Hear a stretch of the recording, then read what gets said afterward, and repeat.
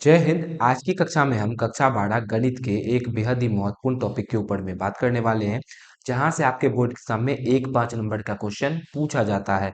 जी हाँ दोस्तों, हम लोग बात करेंगे कि इतने बड़े बड़े समीकरण को हम लोग आव्यूह विधि से कैसे हल कर सकते हैं। ये टॉपिक बेहद ही इंपॉर्टेंट है, आपके एग्जाम में भी पूछा जाता है। और विश्वास रखिए, आज की कक्षा को देखने के बाद आप लोग ऐसी स्थिति में आ जाएंगे कि इन सारे क्वेश्चन को आप लोग चुटकियों में हल कर लेंगे, काफी जल्दी सॉल्व कर लेंगे। ठीक है, चलिए जी।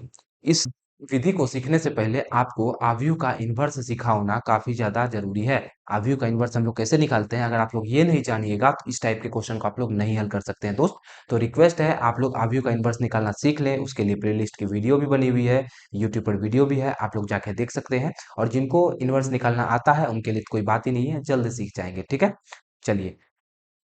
तो अगर ये क्वेश्चन आपको दिया गया है, और देखिए दोस्त, अगर आप लोग सोचें तो ऐसा क्वेश्चन हम लोग कर चुके हैं कक्षा 10वीं में। 10वीं में प्रतिस्थापन विलोपन इस टाइप के क्वेश्चन को प्रतिस्थापन विलोपन विधि से हल किए थे कि नहीं किए थे? ब्रज गुणन याद है कुछ?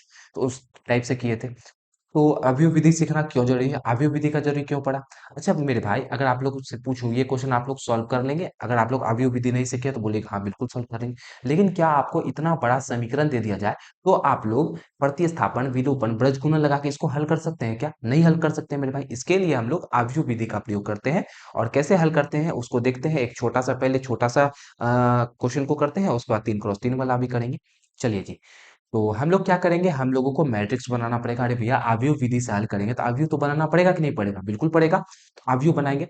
एक मैट्रिक्स हम लोग बनाएंगे ए, एक मैट्रिक्स हम लोग बनाएंगे एक्स का, और एक मैट्रिक्स हम लोग बनाएंगे बी का। 3 मैट्रिक्स बनने वाला है जी। कौन कौन कैसे बनाएंगे, चलिए याद रखिएगा। ए मैट्रिक्स हम लोग कैसे बनाएंगे, तो देखिए, एक्स और वाई के साथ में जो जो गुना में है उसको हम लोग ए मैट्रिक्स में लिखते हैं। मतलब एक्स और वाई के गुणांक को हम लोग ए मैट्रिक्स में लिखते हैं। जैसे देखिए, पहले एक्स वाला एक लाइन में लिखेंगे, वाई वाला एक कॉलम में, एक्स वाला एक कॉलम में, वाई वाला एक कॉलम में लिखेंगे। जैसे एक्स के साथ में यहाँ कितना गुना है 5 में, तो यहाँ लिख देंगे 5। नीचे में कितना गुना है 7, तो नीचे में लिख देंगे 7। वाई के साथ में कितना गुना है 2, तो यहाँ लिख देंगे 2। और इधर वाई के साथ में कितना गुना है 3, तो यहाँ लिख देंगे 3। कोई दिक्कत? इतना आसान था, बस इसको लिखना है मेरे भाई, और कुछ करना ही नहीं है। अच्छा, एक्स में क्या लिखेंगे जी? एक्स में लिखेंगे जिसका हम लोगों को वैल्यू निकालना है। जैसे हम लोगों को इस समीकरण में क्या निकालना होता है, एक्स और वाई का मान ही तो निकालना होता है। तो हम लोग एक्स बराबर लिखेंगे एक्स और वाई। अच्छा, कंफ्यूज नहीं होइएगा, ये बड़ी वाली एक्स है, ये छोटी वाली एक्स है। ठीक है। अच्छा जी। बी बी मैट्रिक्स में क्या लिखेंगे जी? तो बी में लिखेंगे भैया, समीकरण के आरएचएस तरफ जो दिया हुआ होता है उसको अपन बी में लिखते हैं। इधर क्या क्या दिया हुआ है, बचा क्या है, बचा 4 और 5 बचा। बाकी सबको तो हम लोग लिख ही दिए हैं, यहाँ 4 बचा, यहाँ 5 बचा। इसको इस रूप में लिखेंगे। 3 आव्यूह आपका बनेगा, ए, एक्स और बी। ठीक है। अच्छा, इसको अगर हम लोग ये जो निकाय है बच्चों, ये इस रूप में लिखा हुआ होता है, ए एक्स इक्वल टू बी। अगर हम लोग इन दोनों को गुणा करें और इसके बराबर कर दे तो मेरे भाई ये तीनों ये दोनों समीकरण अपन को मिल जाएगा, वापस मिल जाएगा। ठीक है। अगर इन दोनों को गुना करेंगे तो देखिए ना, 5 गुना एक्स 5x हो जाएगा। फिर बीच में प्लस का चिन्ह देते हैं, 2 गुना वाई 2y हो जाएगा। फिर इसी तरह नीचे में 7x प्लस का 3y हो जाएगा, और बराबर ये हो जाएगा 4 5। ठीक है, तो वापस वही रूप में मिल जाएगा। हम लोगों को यहाँ से निकालना क्या है, एक्स का वैल्यू निकालना है। एक्स का वैल्यू के लिए हम लोग क्या करेंगे, ए को इधर भेज देंगे कि नहीं भेज देंगे, तो ये हो जाएगा 1/a, और ये हो जाएगा बी। हालांकि ऐसा नहीं होता है, दोनों साइड हम लोग ए इनवर्स से गुना करते हैं, लेकिन मैं आपको समझाने के लिए बता दूं, ऐसा लिख सकते हैं कि नहीं लिख सकते हैं, बिल्कुल लिख सकते हैं। अच्छा, यदि यहाँ से हम लोग 1/a को बच्चों ए इनवर्स लिखा जा सकता है कि नहीं लिखा जा सकता है, बिल्कुल लिखा जा सकता है। तो 1/a को हम लोग ए इनवर्स लिख दिया, और बी लगा हुआ है तो बी लगा दिए। एक्स बराबर कितना निकल गया भैया, ए इनवर्स इंटू बी। यहां से अपन लोगों को पता चला कि यदि हम लोग ए इनवर्स निकाल लें और उसको बी से गुना कर दें तो एक्स का वैल्यू आ जाएगा। यही चीज हम लोगों को क्वेश्चन में करना है। इतना आसान है मेरे भाई, बिल्कुल आसान तरीके से आप लोग सीख जाएंगे। ये था कंसेप्ट। इसको अगर आप लोग सीख लिए तो दो को छोटा वाला हो चाहे बड़ा वाला हो, दोनों को आप लोग इजीली कर लेंगे। ठीक है। मैं यहाँ लिख दूं फॉर्मूला, एक्स बराबर क्या हो गया भैया, एक्स बराबर हो गया ए इनवर्स इंटू बी। इसके लिए हम लोगों को क्या निकालना पड़ेगा, सबसे पहले हम लोगों को ए इनवर्स निकालना पड़ेगा। तो चलिए जी, हम लोग शुरू करते हैं सॉल्व करना क्वेश्चन को। इसको हटा दिया जाए, चलिए इसको थोड़ा सा और पतला कर लिया जाए, शुरू किया जाए। तो हम लोगों का क्या पहला टारगेट क्या रहेगा, भैया जल्दी से जल्दी ए इनवर्स निकाल दो। ए इनवर्स निकालते हैं। ए इनवर्स निकालने का शॉर्टकट तरीका क्या है जी, मैंने आपको सिखा रखा है कि भैया ब्रैकेट लगा दो, ए इनवर्स में क्या करते हैं, पहले एडजॉइंट निकालते हैं ना। एडजॉइंट कैसे निकालेंगे, 3 को यहाँ 5 को यहाँ, इन दोनों को चेंज करते हैं भैया, यहाँ 3 यहाँ 5, और इन दोनों का साइन चेंज कर देते हैं, यहाँ -2 और यहाँ -7, प्लस है तो माइनस। और क्या करते हैं जी, इनवर्स निकालते हैं। ये तो एडजॉइंट निकला ना। इनवर्स में क्या होता है, मॉडुलस है, यहाँ पे भी होता है 1 बटे मॉडुलस है, मतलब मापांक यहाँ पे होता है, तो मापांक निकाल देंगे। 5×3 = 15, यहाँ हो गया 15, और माइनस का 7×2 = 14, 15 में 14 घटाएंगे तो 1 भैया, नीचे में कितना आ गया 1। तो यहाँ से आपका ए इनवर्स कितना निकल गया मेरे भाई, ए इनवर्स निकल गया 3 -2 -7 और 5। अच्छा जी, बी तो दे ही रखा है भैया, बी ये दे रखा है 4 और 5। चलिए बस इस फॉर्मूला में हम लोगों को बताना है। फॉर्मूला क्या होता है, एक्स बराबर ए इनवर्स इंटू बी होता है, यही तो होता है। तो चलिए जी, तो यहाँ हो जाएगा एक्स का वैल्यू कितना था, एक्स का वैल्यू था एक्स और नीचे में था वाई, ये हो गया बराबर ए इनवर्स कितना है जी, ए इनवर्स है 3 -2 -7 और 5। अच्छा, बी कितना है जी, बी आपका है 4 और 5। बस ये लिखना है मेरे भाई। अब आपका आंसर आने ही वाला है और ज्यादा कुछ करने का जरूरी ही नहीं है, ठीक है। अब बस आपका आंसर आने वाला है। चलिए चलिए, और गुना किया जाए। यहाँ तो है भैया एक्स है, इधर है वाई, बराबर बराबर। अब देखिए, 3 को 4 से गुना करेंगे भैया 12 हो जाएगा, और -2 को अगर 5 से गुना करेंगे तो माइनस का 5 दूना 10 हो जाएगा। -7 को 4 से गुना करेंगे तो भैया माइनस का 7 चौके 28 हो जाएगा, और 5 को यदि 5 से गुना करेंगे तो प्लस का 25 हो जाएगा। होगा कि नहीं होगा, बस आपका आंसर आ गया। यहाँ ऊपर में लिखिए एक्स, नीचे में लिखिए वाई, और इधर भैया थोड़ा सा हल कर दीजिए, 12 में 10 घटाएंगे 2 हो जाएगा, और -28 में +25 करेंगे तो प्लस का 3 हो जाएगा। तो यहाँ से भैया सॉरी माइनस का 3 हो जाएगा, यहाँ मैं प्लस का 3 लिख गया, यहाँ आपका माइनस का 3 हो जाएगा। यहाँ से भैया एक्स के बराबर ऊपर वाला के बराबर, तो एक्स का वैल्यू 2 हो गया, और y का वैल्यू कितना हो गया नीचे में, तो ठीक बराबर y का वैल्यू -3 हो गया। इस तरह से हम लोग हल करेंगे मेरे भाई। अच्छा, आपको हार्ड लगा क्या, कितना इजी था, और बेहद ही आप लोग इसको हार्ड समझते हैं, इतना आसान था, ठीक है। समझ में आया कैसे करते हैं हम लोग, समझ में आया आपको। क्या करेंगे हम लोग, फिर से एक बार देखा जाए मेरे भाई, फिर से एक बार देखा जाए। तो देखिए, शुरू से किया जाए फिर से। देखिए, आपको समीकरण दे रखा था, हमने पहले क्या किया, पहले हमने क्या किया, पहले हमने भैया आव्यूह बनाए। आव्यूह कैसे बनाएंगे, तो ए को बनाएंगे, एक्स के साथ में जो गुणाम है उसका बनाएंगे, उसको नाम दे दिए ए। फिर ए को एक्स वाला बनाएंगे जिसमें एक्स वाई लिखा हो, और फिर ए को बी वाला बनाएंगे जिसमें इधर का चीज लिखा हो, बना दिया आव्यूह। उसके बाद क्या है भैया, उसके बाद हमने एक फॉर्मूला पढ़ा, फॉर्मूला सीखा कि भैया एक्स बराबर क्या होता है, ए इनवर्स बी होता है, उसको भी लिख दिया। ठीक है जी, उसके बाद क्या किया, उसके बाद बस हमने क्या किया, उसके बाद ए इनवर्स निकाला। ए इनवर्स निकालने का तरीका आपको पता है, मैं यहाँ ए इनवर्स तो सिखाने आया नहीं, मैं आपको सिखाने आया हूँ कि समीकरण को हम लोग कैसे हल करते हैं। समीकरण को हल करने के लिए ए इनवर्स निकाला, और भैया फॉर्मूला रख दिया, एक्स बराबर होता है ए इनवर्स इंटू बी, बस गुना किया और 2 स्टेप में आंसर आ गया। इसी तरह से आगे 3x3 का भी उसको हल करेंगे। चलिए जी, देखते हैं 3x3 वाला को कैसे हल किया जाए। तो 3x3 वाला को कैसे हल किया जाए जी, तो इसके लिए भी हम लोग क्या करेंगे, समीकरण बनाएंगे भैया। क्या को समीकरण अवयव बनाएंगे, क्या को अवयव बनेगा, 3 का अवयव बनेगा। एक अवयव हम लोग लिखेंगे ए बराबर कितना होगा जी, ए में हम लोग क्या लिखते हैं भैया, एक्स वाई जेड का, इसमें 3 को है तो एक्स वाई जेड, तो तीनों का गुणांक लिखेंगे।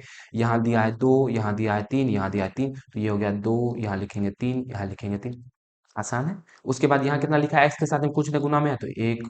अच्छा, वाई के साथ में कितना है भैया, -2 है, -2 लिखेंगे। जेड के साथ में कितना है, +1 है तो 1 लिखेंगे। यहाँ हो गया 3, फिर यहाँ हो जाएगा -1, यहाँ हो जाएगा -2। चिन्ह के साथ में लेना है, ऐसा नहीं कि चिन्ह को छोड़ देंगे भैया। पिछला वाला प्लस प्लस था तो प्लस लिख के नहीं दिखाते, लेकिन माइनस आ गया तो माइनस को तो दिखाना पड़ेगा ना, तो माइनस लिख दिया। चलिए, अब अच्छा, दूसरा अगर अवयव की बात करें, दूसरा अवयव हम लोग एक्स बराबर लेते हैं। एक्स बराबर क्या लेंगे जी, एक्स बराबर लेंगे, इसमें 3 चीज दिया है, एक्स दिया है, वाई दिया है, जेड दिया है, तो तीनों लेंगे, एक्स लिखेंगे, वाई लिखेंगे, जेड लिखेंगे। अच्छा, एक और अवयव लेते हैं बी बराबर।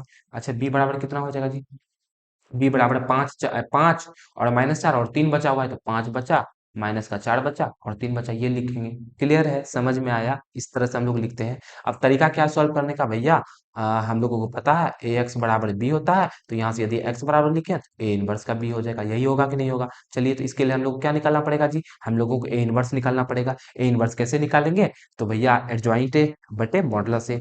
चलिए जी, तो मैंने ए इनवर्स निकाल दिया है। जैसा कि दोस्त मैंने आपको पहले ही कहा कि ये जो है मैं आपको समीकरण का हल करने सिखा रहा हूँ, ना कि ए इनवर्स निकालने, तो इसीलिए मैंने ए इनवर्स लिख दिया है, और उम्मीद करता हूँ कि आप लोग ए इनवर्स निकालना जानते होंगे तो इजीली निकाल देंगे, ठीक है। ए इनवर्स निकाल दिया। अब हम लोग क्या करेंगे भैया, बी का वैल्यू दे ही रखा है, बस मान रखना है। एक्स बराबर क्या हो जाएगा, एक्स बराबर ए इनवर्स बी, कितना बार लिखूं एक्स बराबर ए इनवर्स बी।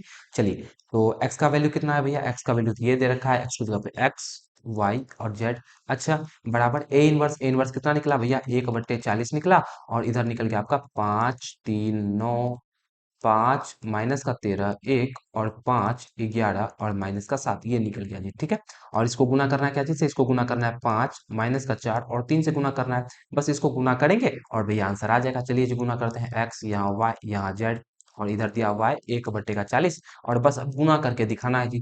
गुना कैसे करेंगे, तो 5×25 यहाँ आ जाएगा 5×25, फिर 3 गुना माइनस का 4 माइनस का 12 और प्लस का 9×27 ये हो जाएगा। उसी तरह दूसरा करेंगे, 5 गुना 5 25 हो जाएगा जी। फिर 13 गुना 4 माइनस माइनस प्लस 13×4 52 हो जाएगा यहाँ पर।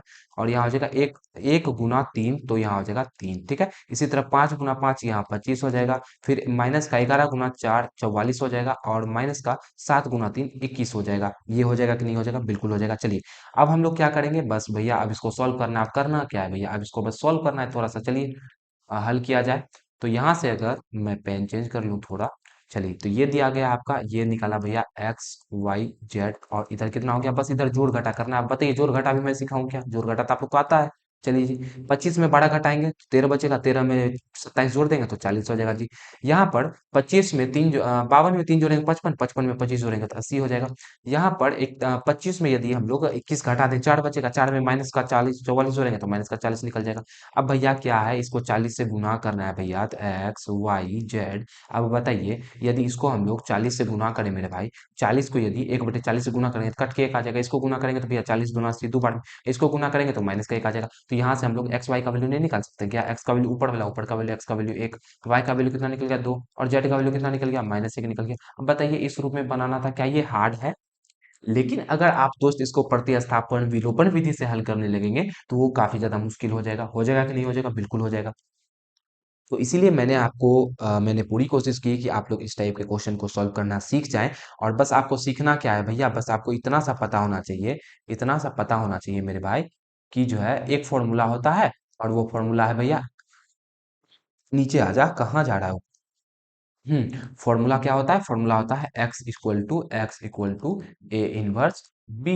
और आपको ए इनवर्स निकालने आना चाहिए। आराम से आप लोग बिल्कुल आसान तरीके से इस टाइप के क्वेश्चन को हल कर लेंगे। और देखिए मेरे भाई, एग्जाम देने जा रहे हैं, 5 नंबर में क्वेश्चन आता है। एक क्वेश्चन तो ऐसा करना बनता है कि नहीं बनता है, 5 नंबर में क्वेश्चन आता है, सीखना सही बात है कि नहीं है, बिल्कुल सही बात है। अरे भैया जहाँ से चांस बने एग्जाम में क्वेश्चन पूछने का, वहां से क्वेश्चन तो छोड़ना ही नहीं है। तभी आप लोग 100 में 100 कर सकते हैं कि नहीं कर सकते हैं। ठीक है, तो आज अपन जो भी किए वो आपको अच्छे से क्लियर हुआ होगा, समझ में आया होगा। और ऐसा कोई हार्ड चीज था ही नहीं जो आपको समझ में ना आए।